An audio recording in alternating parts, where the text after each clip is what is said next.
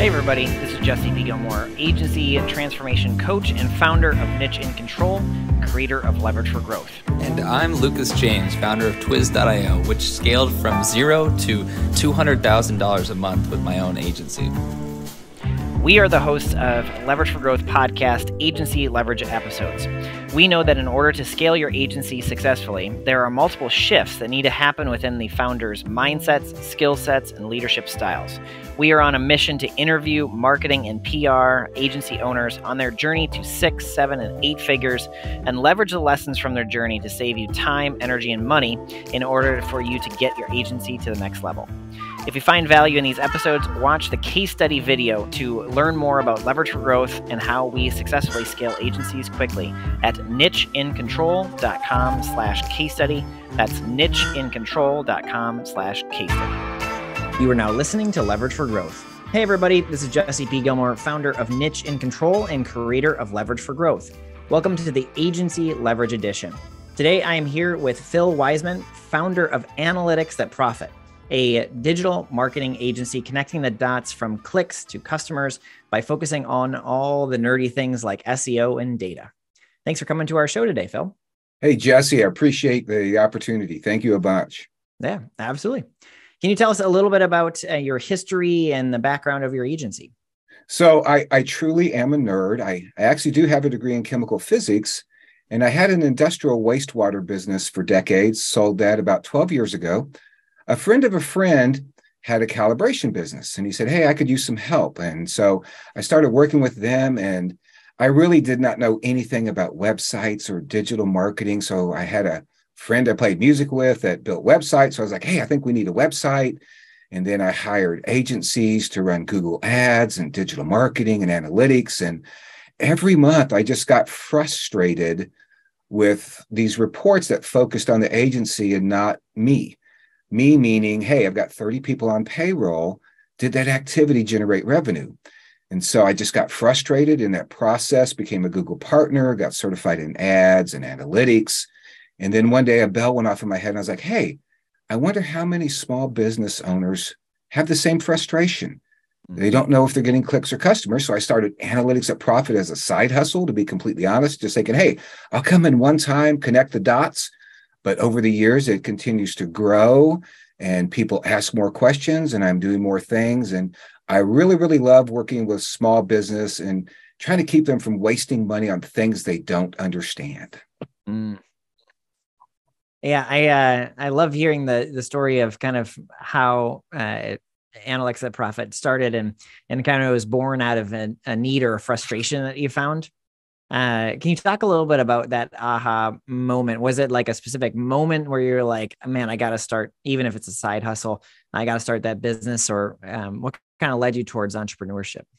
So I've been a 1099er, goodness, most of my life. I've never fit in the corporate mold. I've always loved being a small business owner. I've worked with major corporations, but I kind of had that aha moment because I was like, hey, how many other businesses out there have this same frustration? And so I didn't really know. I didn't do market research. It was just kind of like a gut feeling. And I started going to networking events, started pitching myself as the nerd. And then I'd get, I call it the 7 layers of Kevin Bacon. I would get these referrals 4 layers deep. Oh, I was talking to so-and-so, and he said, we should talk. And as I worked more with small business owners, particularly with SEO, I found people are spending lots of money, not really getting results. They don't know what they're purchasing. And so if you follow me on LinkedIn, you'll see I write a lot of articles about SEO because it's very confusing. To me, it's really the new emperor's clothes. And if you're going to be a business owner, you really, really need to understand what you're purchasing before you purchase it. And I'm a big believer in having a scope of work and timelines and having regular communication. And I found a lot of places, a lot of agencies just didn't do that because they just felt they were so much smarter than me, which they were. I didn't know all these things, but I just kind of found it insulting that no one would take the time and step me through the process and answer my questions and explain things. And oftentimes I'll tell people, hey, here's a DIY. You don't even need to hire me. You can do these 6 things and your website will be 1,000 times better. Mm-hmm. That's awesome. And has the side hustle turned into a full-time? Oh, yes. Yeah. I've been doing this full time, goodness, now 6, 7 years. And like I said, a lot of it's referral, a lot of it is inbound marketing because I do focus heavily on LinkedIn. I do a lot of content creation. And the reality is, Mhm. people say stay in your lane. You hear that expression a lot. I don't believe in that at all. I believe you should create your lane. And so Mhm. I've just kind of created a little Uber niche. I don't really fit with anything else in the digital marketing agency world, and I'm completely fine with that. Mhm. Mhm. And that kind of leads to a conversation about, do you have like some ideal clients or a certain market or industry that you seem to fit really well into? Yes, I fit very well, particularly with ISO certified manufacturers. Now, I know that sounds very bizarre because some people are going to listen to the podcast and go, what's ISO? So, Mhm. in the quality world, which I spent decades, there are certifications that companies receive based on their quality system. And what I found is a lot of companies just don't know how to market that because they have the certificate, they spend lots of money on these certifications, but they're like, oh, nobody wants to hear about all these technical things. In fact, they do. People Mhm. want to know about your quality systems, your specifications, what you're doing to provide the best quality product. And that's kind of a neglected area because most people have no idea what you're talking about when you say you're an ISO certified manufacturer. Love working with businesses that are kind of, I call it that in between. They don't really have a full-time staff. Several people are handling social media, the website. They may have a web developer, but there's really no strategic planning. They haven't really set any KPIs or OKRs. They don't have any real goals. And I just love sitting down and going, okay, what is success? What does success look like for you? What would be success in 6 months? And let's chart out a plan to get you there. Yeah, the amount of clarity that can come from a really solid plan and process can be really beneficial for sure. What I guess for your own kind of business, what do you have team members, or are you doing it yourself? Or talk a little bit about your team. So it's interesting. As this started, I was just hanging out with all the nerds and just met a lot of really brilliant people that had either run their own agencies or been in agency life and didn't like it. Mhm. So I kind of do that spoken hub model. And so everybody that I collaborate with, they're all independent contractors. And so they have their expertise, which is completely different than mine. And I've learned in every business I've had, if you want to be successful, you need to collaborate and work with people that are much smarter than you and that are experts. And so Mhm. that's kind of how I built my whole business. I'll be honest, I'm not a great writer. I'm just not. And so I work with really great copywriters because that's something I don't do well. Social Mhm. media, yeah, I'm on social media. I certainly wouldn't say that I'm an expert. So I work with people that I call, the kings and queens of curation. They really understand the platforms and where businesses fit. And those are areas I'm not experts in. So I get people that are smarter than me and collaborate with them. Mm. That's a huge thing because a lot of people that are maybe starting off their business maybe for the first time, or they're earlier in the journey, a lot of times they try to wear every single hat or try to be a master at everything, and kind of makes them more average. So is that one of the things that you would teach somebody that maybe is like one or two steps before you right now? Absolutely. So always hire people that are smarter than you and then understand where you fit. And, if you're staying in your lane and that lane is crowded, look for a different lane. Don't be like everybody else. Every business I've ever had, I've been the contrarian. I go exactly opposite to what the market's doing because if everybody's doing it, I don't want to be a part of it. I've Mhm. always been that unique and different person. And most business owners started a business because they have a passion about something. And like you said, they can get bogged down in the day to day and forget their passion. So if you're starting a business, I don't care what phase you're in, the first thing you need is a good CPA and an attorney. Those are two things you're not going to be experts in. They can be very beneficial and they know lots of people and can really help you network your business. So if you're not an expert, don't try to become one. Keep your passion and you can be passionate about that, building your business, and then hire people that are smarter than you.